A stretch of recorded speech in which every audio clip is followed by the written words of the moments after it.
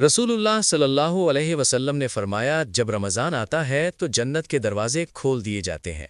रसूलुल्लाह सल्लल्लाहु अलैहि वसल्लम ने फरमाया, जब रमज़ान का महीना आता है तो आसमान के तमाम दरवाजे खोल दिए जाते हैं, जहन्नम के दरवाजे बंद कर दिए जाते हैं और शयातीन को जंजीरों से जकड़ दिया जाता है।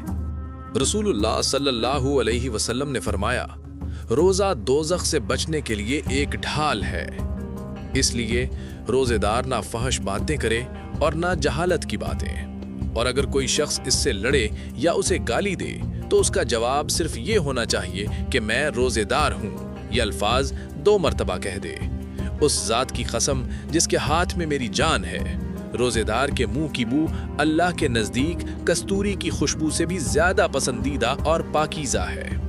अल्लाह ताला फरमाता है, बंदा अपना खाना पीना और अपनी शहवत मेरे लिए छोड़ देता है, रोज़ा मेरे लिए है और मैं ही इसका बदला दूंगा, और दूसरी नेकियों का सवाब भी असल नेकी के 10 गुना होता है।